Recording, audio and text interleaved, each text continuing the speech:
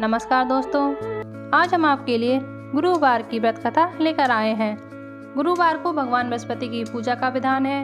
इस पूजा से परिवार में सुख शांति रहती है। गुरुवार की पूजा विधि विधान के अनुसार की जानी चाहिए। व्रत वाले दिन सुबह उठकर बृहस्पति देव का पूजन करना चाहिए। बृहस्पति देव का पूजन पीली मिठाई, पीले वस्तुएं, पीले फूल, चने की दाल और हल्दी चढ़ाकर किया जाता है। इस व्रत में केले के पेड़ की पूजा की जाती है। आइए अब व्रत कथा सुनते हैं। प्राचीन काल की बात है। किसी राज्य में एक बड़ा प्रतापी और दानी राजा राज करता था। वह प्रत्येक गुरुवार को व्रत रखता एवं भूखे और गरीबों को दान देकर पुण्य कमाता था। परंतु यह बात उसकी रानी को बिल्कुल भी अच्छी नहीं लगती थी। वह ना तो व्रत करती थी और ना ही किसी को एक पैसा भी दान में देती थी और राजा को भी ऐसा करने से मना करती थी। एक समय की बात है, राजा शिकार खेलने के लिए वन को चला गया। घर पर रानी और दासी थी। उसी समय गुरु बृहस्पति देव साधु का रूप धारण कर राजा के दरवाजे पर भिक्षा मांगने आए। साधु ने जब रानी से भिक्षा मांगी तो वह कहने लगी कि हे साधु महाराज, मैं इस दान और पुण्य से बहुत परेशान हो गई हूँ। आप ऐसा कोई उपाय बताएं जिससे कि सारा धन नष्ट हो जाए और मैं आराम से रह सकूं। बृहस्पति देव ने कहा, हे देवी, तुम बड़ी विचित्र हो। संतान और धन से कोई दुखी होता है। अगर अधिक धन है तो इसे शुभ कार्य में लगाओ। परंतु साधु की इन बातों से रानी को खुशी नहीं हुई। उसने कहा कि मुझे ऐसे धन की आवश्यकता नहीं है जिसे मैं दान दूं और जिसे संभालने में मेरा सारा समय नष्ट हो जाए। तब साधु ने कहा, यदि तुम्हारी ऐसी इच्छा है तो मैं जैसा कहता हूँ तुम वैसा ही करना। गुरुवार के दिन तुम घर को गोबर से लीपना, अपने केसों को पीली मिट्टी से धोना, केसों को धोते समय स्नान करना, राजा से हजामत बनवाने को कहना, भोजन में मांस मदिरा खाना, कपड़ा धोबी के यहाँ धुलने डालना। इस प्रकार 7 बृहस्पतिवार करने से तुम्हारा समस्त धन नष्ट हो जाएगा। इतना कहकर साधु रूपी बृहस्पति देव अंतर्धान हो गए। साधु के अनुसार कई बातों को पूरा करते हुए रानी को केवल 3 बृहस्पतिवार ही बीते थे कि उसकी समस्त धन संपत्ति नष्ट हो गई। भोजन के लिए राजा का परिवार तरसने लगा। तब एक दिन राजा ने रानी से कहा कि हे रानी, तुम यहीं रहो, मैं दूसरे देश को जाता हूँ क्योंकि यहाँ पर सभी लोग मुझे जानते हैं, इसलिए मैं कोई छोटा कार्य नहीं कर सकता।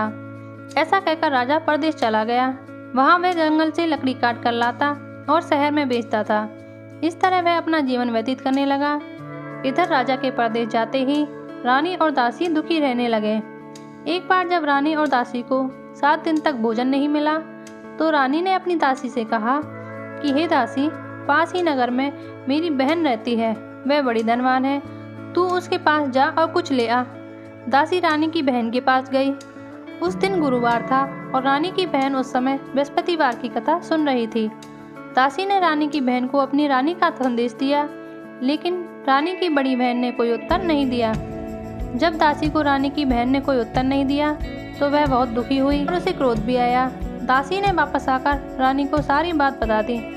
यह सुनकर रानी ने अपने भाग्य को कोसा। उधर रानी की बहन ने सोचा कि मेरी बहन की दासी आई थी परंतु मैंने उससे कुछ नहीं बोला, इससे वह बहुत दुखी हुई होगी।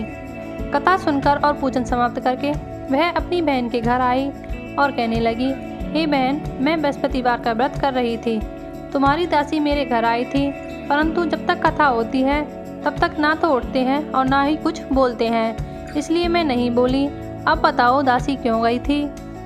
रानी बोली, बहन, तुमसे क्या छिपाऊं, हमारे घर में खाने तक को अनाज नहीं है। ऐसा कहते कहते रानी की आंखें भर आईं। रानी ने अपनी बहन को विस्तार से पूरी बात बताई। रानी की बहन बोली, देखो बहन, भगवान बृहस्पति देव सबकी मनोकामनाओं को पूर्ण करते हैं।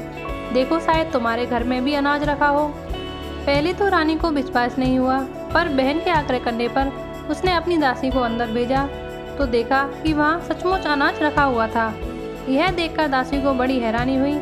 दासी रानी से कहने लगी, हे रानी, जब हमको भोजन नहीं मिला तो हम व्रत ही तो करते हैं, इसलिए क्यों ना इनसे व्रत और कथा विधि पूछ ली जाए ताकि हम भी व्रत कर सकें। तब रानी ने अपनी बहन से बृहस्पतिवार व्रत के बारे में पूछा।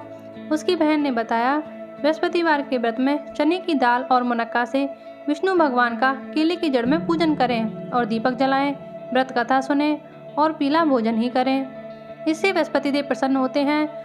व्रत और पूजन विधि बताकर रानी की बहन अपने घर लौट आई। 7 दिन के बाद जब गुरुवार आया तो रानी और दासी ने व्रत रखा। रानी चना और गुड़ लेकर आई, फिर उससे केले की जड़ तथा विष्णु भगवान का पूजन किया।